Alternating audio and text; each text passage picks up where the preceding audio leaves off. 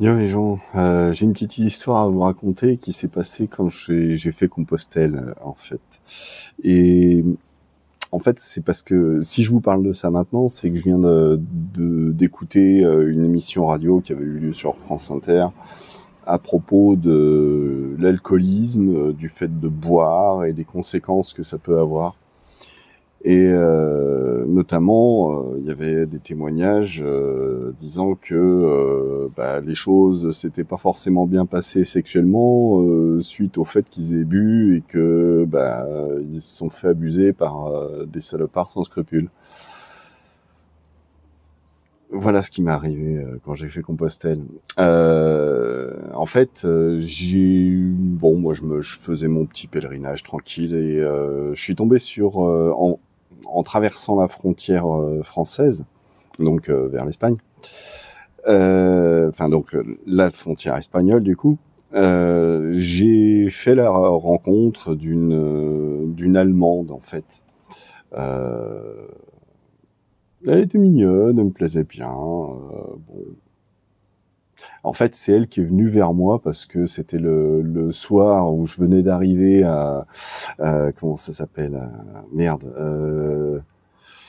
Quand on vient juste de le col de Roncevaux à Roncesvalles, je venais d'arriver après une journée éreintante. Je sais plus si je l'avais déjà raconté. Bref, ça a été le 23 mai 2014. Donc, je traverse en short Marcel le col de Roncevaux. Et sauf qu'en fait, au fur et à mesure que je montais, le temps était de pire en pire. Donc ça a commencé par une petite bruine, puis ensuite il y a eu du vent, et puis ensuite il y a eu de la grosse pluie, puis ensuite il y a eu encore plus de vent, puis ensuite il y a eu de la grêle, puis ensuite il y a eu de la neige, et ensuite c'était la tempête de neige quand je suis arrivé au sommet. Et moi j'étais en short Marcel. Alors j'avais en chemin mis ma cape de pluie par-dessus, mais je me caillais, je sentais même plus mon bâton dans ma main, quoi. C'était l'horreur.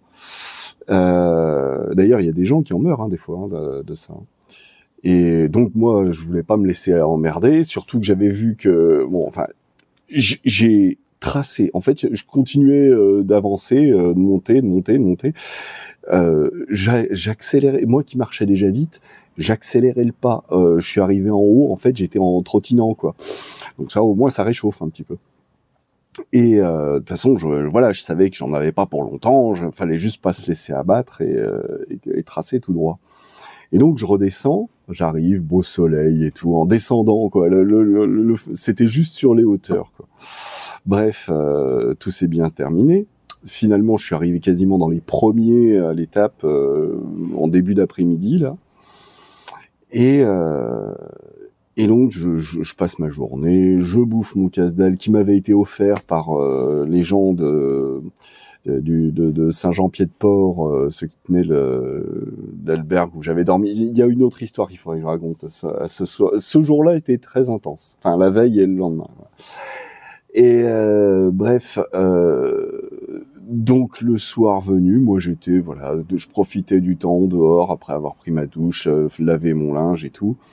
Parce que là, oui, je me faisais héberger dans une espèce de grand, comme un pensionnat, on va dire. Il y avait peut-être 1000 personnes qui passaient la nuit sur place avec moi, quoi. J'étais arrivé dans les premiers, mais voilà, la journée se terminait et je profitais un peu du temps dehors avant d'aller me coucher. Et puis moi qui avais chanté tout le long du chemin, je poussais la chansonnette comme ça. Et ce qu'il y a, c'est que il y a donc cette Allemande qui s'appelait Sarah, qui est venue vers moi. Elle trouvait ça sympa et tout. Bon, cool, merci, bonne soirée. Et puis elle était revenue quand même à la charge un petit peu plus tard. Bref. Et le chemin, c'est comme ça. Le lendemain, moi, je trace ma route et puis, je la croise.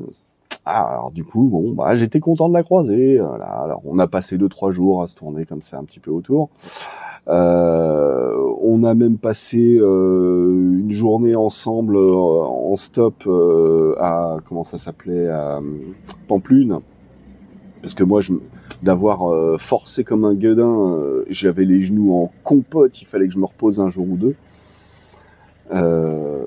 Et alors, ce qui s'est passé, ouais.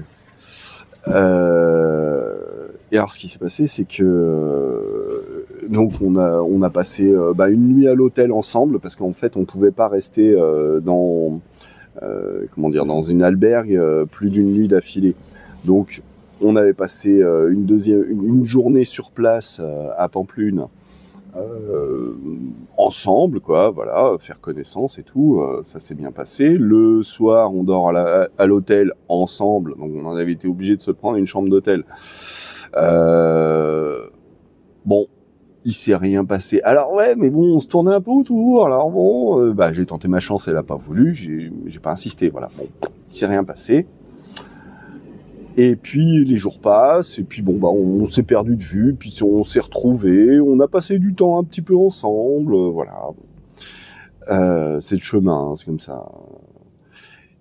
Mais disons, moi elle me plaisait bien, j'aurais bien voulu qu'il se passe quelque chose, mais elle était pas très chaude, quoi. Bon, j'ai pas insisté plus que ça, quoi. Hein, voilà, c'était pas possible.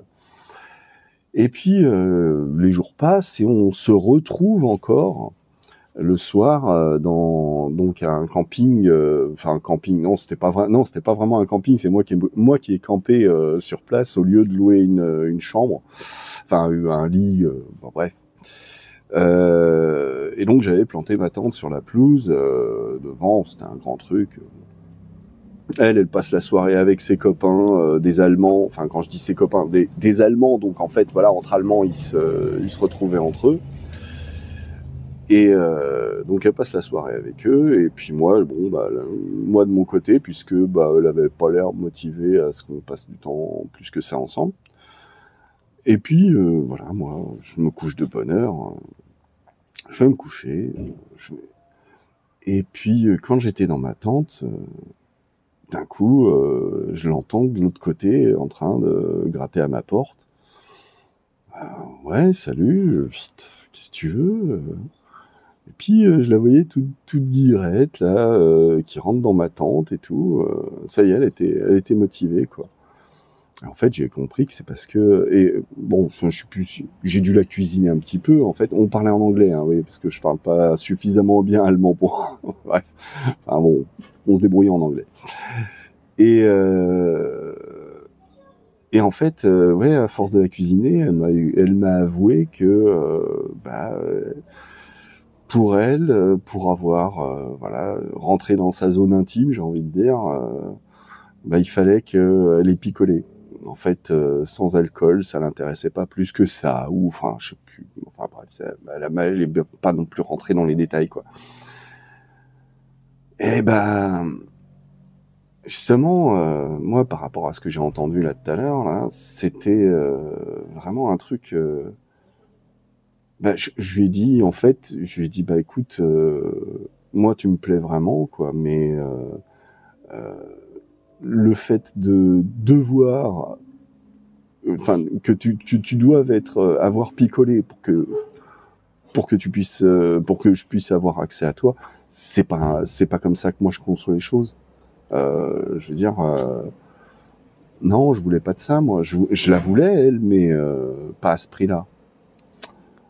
Voilà. Donc, en fait, il y a une question...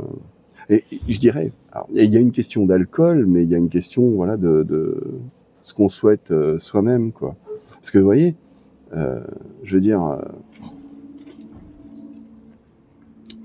je suis perdant en histoire, à me comporter comme ça. Ah, merde, je dois arrêter. Bon, allez, à plus.